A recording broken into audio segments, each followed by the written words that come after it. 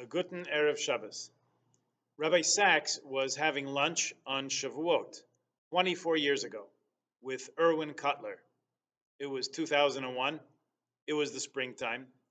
And in many ways, it was a different world than the one we know today.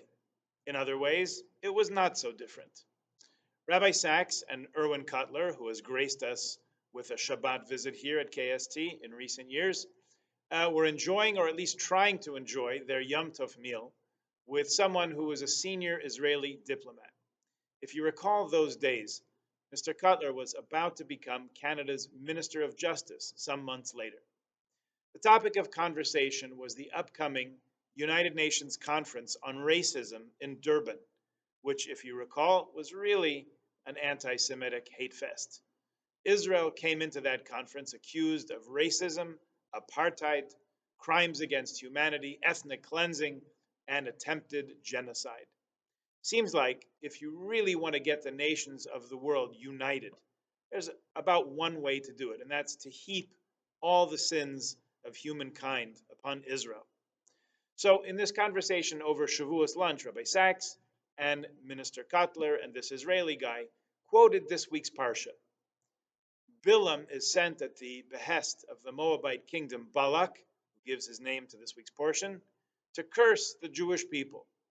In a plot twist that may take some of us by surprise, Bilam is unable to do it, and his attempted curses turn into blessings, including the verse that we say every morning when we come into Shul, which is on page 12 of your Siddur, Ma tovu ohalecha Yaakov, Mishkanosecha Yisrael. How goodly are your tents, O Jacob, your dwelling places, O Israel.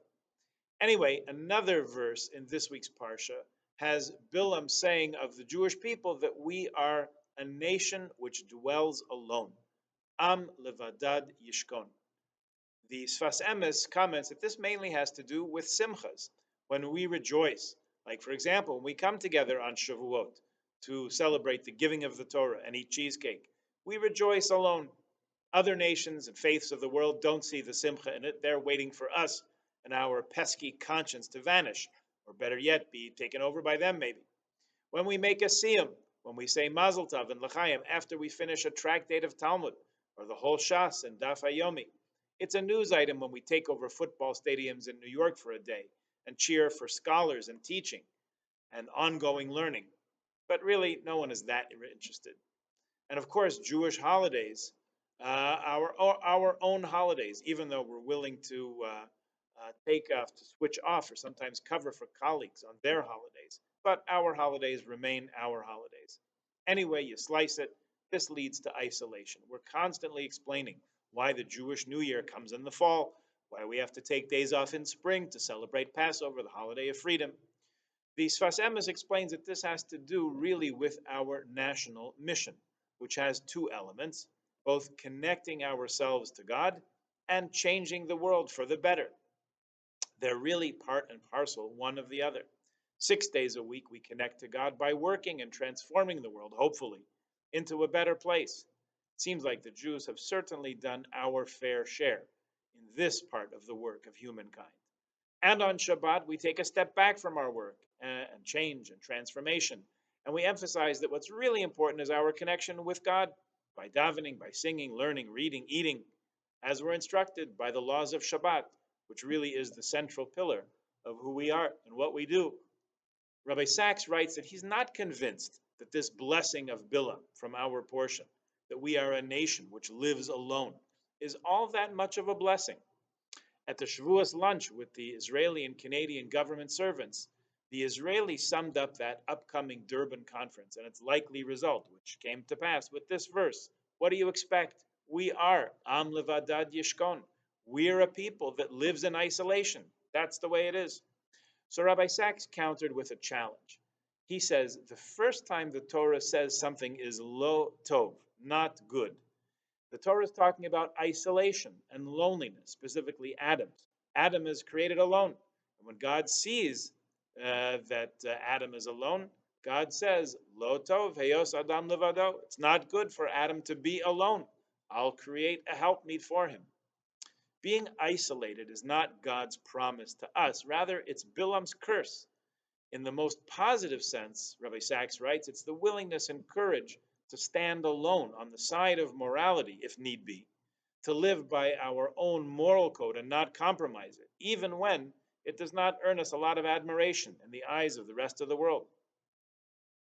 At this moment in history, when the Jewish people as a whole, and Israel in particular, do not seem to have many supporters around the world, still another verse from this week's Torah reading demands our attention. Hein am kelavi yishkon. They are, behold, they are a nation that rises, like a lion cub. Am kelavi yakum. You'll recall all of 3 weeks ago that Israel's attack on the nuclear weapon sites in Iran was called Operation Rising Lion, quoting this very verse from our portion this week. Again, Sfas Emes quotes a midrash which notes that hin, which we often translate as behold, is also the word for one in ancient Greek. That shifts the meaning of this verse a little bit when you read it through that lens to mean that as one this nation shall rise like a lion cub. In his times, Sfas Emes's times, 140 years ago, this was a call to rise up each morning to our Jewish lives with the alacrity and determination of a lion. And of course, it still has that meaning at every level, at every age. And as layers of meaning accrue with each passing age, we appreciate not just the rising up, we're that much more attentive to the as one meaning of this verse, emphasizing the unity and togetherness of the Jewish people. Here in our shul, since the morning of October 7th, Shmini Atzeres here, Simchat Torah in Israel, almost 2 years ago, we've been praying and adding extra Tehillim for the well-being and safety of our brothers and sisters in Israel. In other shuls, they've been opening the Ark every day and saying Avinu Malkeinu every day. We've lately been recalling the names of some of the fallen soldiers before we say a prayer for the Israel Defense Forces. We still have the names of the hostages plastered on our walls, upstairs and downstairs in the social hall.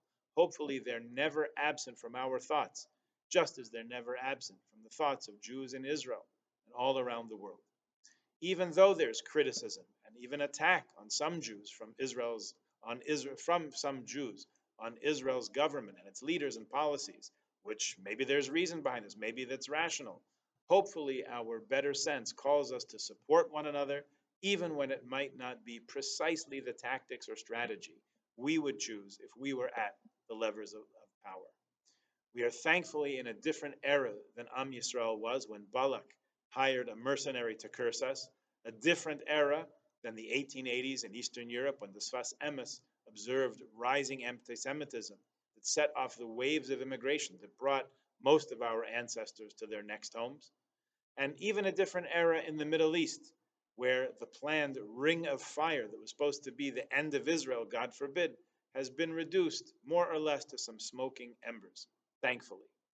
In an imperfect world, Am Yisrael continues to seek a world of peace, a world of justice, and a world where all nations will recognize and bless the Creator of all, and finally learn to live alongside one another without strife or violence. May we see that fulfillment of that prophecy and that vision speedily in our days. Shabbat Shalom.